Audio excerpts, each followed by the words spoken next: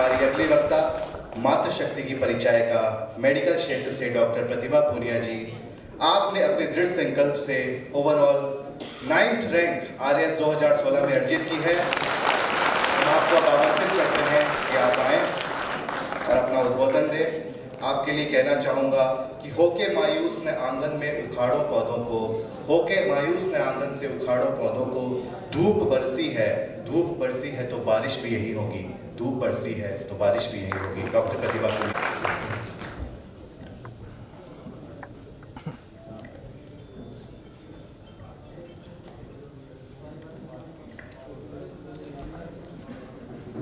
Hello, मंचासीन सभी वरिष्ठ जनों को प्रणाम और मेरे सभी साथियों को नमस्कार।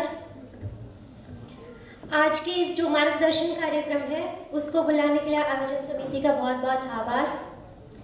यूनिवर्सिटी से मेरा पहले कोई परिचय नहीं रहा है ज़्यादा, सिर्फ 2 बार आने का मौका मिला है, पहला धरने के टाइम और दूसरा आज जो बुलाया।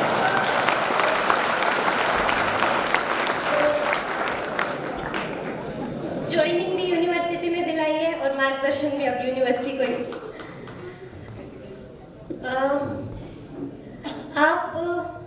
आप सबको बेसिक आइडिया तो होगा सिविल सर्विसेज का, क्योंकि बातें तो बहुत सारी है, बट आप लोगों को जो मार्गदर्शन चाहिए उसी की बात करें तो ज़्यादा बेहतर होगा। यहाँ पे शायद आपको कुछ ऐसे लोग भी हो जिन्होंने सिविल सर्विसेज बिल्कुल परिचित नहीं है सिविल सर्विसेज के नेचर से, उनको मैं बता दूं कि RS एग्जाम के 3 चरण होते हैं, प्रारंभिक परीक्षा, मुख्य परीक्षा और उसके बाद इंटरव्यू।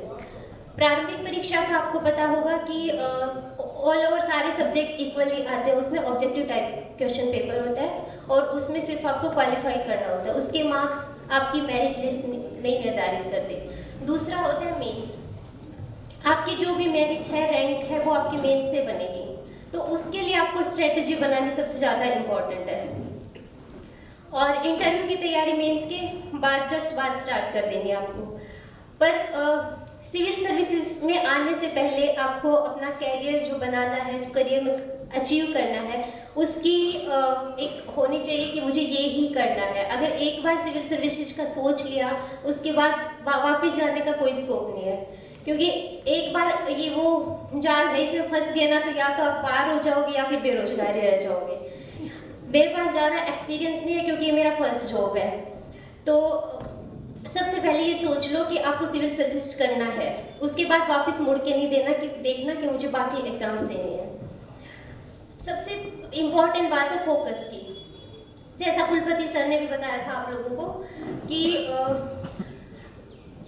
किसी भी चीज की तैयारी करो, फोकस सबसे इम्पोर्टेंट है। सर ने लेंस का उदाहरण दिया था कि कैसे लेंस सूर्य की ऊष्मा को संकेंद्रित कर देता है और कागज को जला देता है, उसी प्रकार RS की तैयारी में आपका जो फोकस है वो होना चाहिए सिलेबस पर।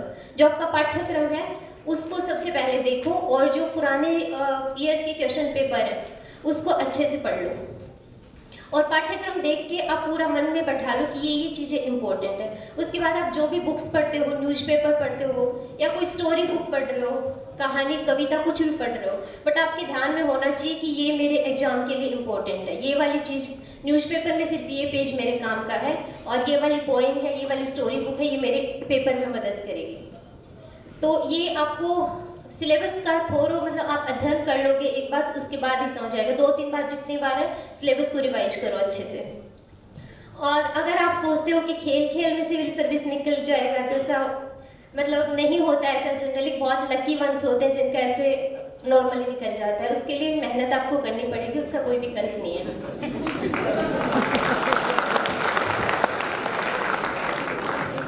क्योंकि इसमें 5 लाख विद्यार्थी बैठते हैं, आपको पता होगा। RS के एग्जाम में 5 लाख बैठते हैं और सिर्फ 700 लोग सेलेक्ट होते हैं, तो बिना पढ़े तो 4 लाख लोगों का हो जाना चाहिए सिलेक्शन। बट आपको उन लोगों से कुछ एक्स्ट्रा ऑर्डिनरी एफर्ट्स डालने हैं तो ही आपका सिलेक्शन होगा। और सिर्फ सिलेक्शन में आपको सोचना है रैंक के बारे में, फर्स्ट रैंक के बारे में सोचोगे तब जाके कहीं आपका सिलेक्शन होगा। अगर आप सोचोगे कि लास्ट में कहीं अटक जाए तो नहीं पॉसिबल हो पाएगा, तो आप फर्स्ट रैंक का सोचो और उसके अकॉर्डिंग अपने आप को इम्प्रूव करो। आप टेस्ट सीरीज देते हो, कुछ लोग मतलब अभी प्रिपरेशन स्टार्ट कर चुके होंगे शायद टेस्ट सीरीज वगैरह, तो आप देते हो टेस्ट सीरीज, तो आप देख रहे हो कि भाई एवरेज मार्क्स आ रहे हैं, तो वो एवरेज मार्क्स आपकी सफलता सुनिश्चित नहीं करेंगे। आप बाकी लोगों को देखो कि भाई उनके इतने अच्छे मार्क्स क्यों आ रहे हैं, वो क्या एक्स्ट्रा कर रहे हैं। आप जो पिछले टॉपर्स हैं उनकी शीट्स देखो कि उन्होंने क्या एक्स्ट्रा किया है कि मेरे 60 आ रहे हैं, उनके 80 आ रहे हैं। क्योंकि आप टेस्ट सीरीज में 60 पे चल रहे हो तो आरबीएससी आपको 80 कैसे दे देगा। कम या ज़्यादा वही मार्क्स आएंगे जो आपके टेस्ट सीरीज में या पहले आप जो कुछ मेहनत कर रहे हो तब आएंगे। और सफलता मतलब एक दिन में नहीं मिलती। आज से अगर शुरू करोगे ना तो आपका हर दिन इम्पोर्टेंट है। दूसरा जो आपका कंटेंट है कि सिविल सर्विसेज के लिए आपको क्या विषय वस्तु है उसकी भी जानकारी होनी चाहिए। कि अभी जैसे सोशल मीडिया है, फेसबुक है, गूगल है, बहुत सारी अथाह कंटेंट है, उसमें से आपके काम की क्या चीज़ है वही ढूंढना है आपको। जो भी कोई बता दे कि ये वाली बुक्स पढ़ लो, ये वाली बुक्स पढ़ लो, ऐसा नहीं करना। कुछ लिमिटेड सोर्सेज रखने हैं, जितने भी रखो बट लिमिटेड रखो। एक जो सब्जेक्ट है सिर्फ एक बुक से पढ़ना है, एक सब्जेक्ट के लिए 5 बुक्स नहीं रेफर करनी। कई लोग गलती करते हैं ये कि परफेक्शन चाहिए। परफेक्शन कुछ नहीं होता। आप जो रिपीटेशन और सबसे ज़्यादा इम्पोर्टेंट है, रिवाइज आप जितना करोगे वो सबसे ज़्यादा इम्पोर्टेंट है। अब आप हिस्ट्री की बात करें, आप 5 जगह से पढ़ लो, बिपिन चंद्रा भी पढ़ लो, स्पेक्ट्रम भी पढ़ लो। लास्ट वाले दिन आपको ये नहीं पता कि आज किस में से पढ़ना है, कि ये वाली चीज़ उससे पढ़ी थी बट रिवाइज नहीं आ रही, कुछ नहीं याद आ रहा आपको। इससे अच्छा आप स्पेक्ट्रम पढ़ रहे हो उसी को 5 बार पढ़ लो और एग्जाम से पहले वाले दिन भी वही पढ़ के चले जाओ। दूसरी बात कि जो अपने राजस्थान पाठ्य पुस्तक मंडल की जो बुक्स हैं, एनसीईआरटी की जो बुक्स हैं, और एक जो आर्थिक समीक्षा, आर्थिक सर्वे निकलता है राजस्थान सरकार का, वो आप पढ़ सकते हो, वो इम्पोर्टेंट है। और करंट अफेयर्स आजकल एग्जाम में बहुत ज़्यादा पूछा जाने लग गया है, तो करंट अफेयर्स के लिए राजस्थान के लिए आप दृष्टि पढ़ सकते हो हिंदी मीडियम वाले, और इंग्लिश मीडियम वाले क्रॉनिकल पढ़ सकते हो। और एक मूमल आती है और क्रोनोलॉजी, राजस्थान क्रोनोलॉजी, बिल्कुल पतली पतली बुक्स आती हैं। वो जितनी बार पढ़ोगे वो 5 बार रिवाइज कर लो, तभी जाके कुछ हो पाएगा। रिवीजन की है सबसे ज़्यादा। जैसे ब्रूस ली का नाम आप लोगों ने सुना होगा, उन्होंने बोला था कि मैं उस बंदे से, उस जो मेरा विरोधी है मुक्केबाज, उससे नहीं डरता जिसको 200 तरह के पंचे जाते हैं। मैं उससे डरता हूँ जिसने एक ही पंच की 100 बार प्रैक्टिस की है। तो सबसे ज़्यादा रिवीजन मस्ट है इस एग्जाम के लिए। और सबसे इम्पोर्टेंट विश्वास होना चाहिए खुद पे। कोई कुछ भी बोले, अगर आपको अंदर से पता है आप क्या हो और क्या कर सकते हो, कोई बाहर वाला नहीं बता सकता आपको। आप बाहर वाला आपके बारे में उतना ही जान सकता है जितना आप उसको बता रहे हो। आप क्या हो ये सिर्फ खुद को पता है, और आपकी कितनी पॉसिबिलिटीज हैं, आप में कितनी संभावनाएं छुपी हुई है वो सिर्फ आपको पता है। आपको खुद अपने आप से ढूंढ के निकालना है कि मेरा इंटरेस्ट किस चीज़ में है। अगर आपको लग रहा है कि पैसे कमाने हैं या कुछ और करना है तो आप बिजनेस करो, स्टार्टअप करो। और अगर आप गाँव में रहते हो और अगर आपको लगता है कि भाई फैसिलिटीज़ नहीं पहुँच रही, जो सरकारी योजना है उनका लाभ नहीं पहुँच रहा, जनता परेशान है, और अगर आपको उनके लिए कुछ करना है तो सिविल सर्विसेज में स्वागत है आप लोगों का। तो आप उसकी फिर जब आपने ठान लिया तो अच्छे से तैयारी शुरू करनी है।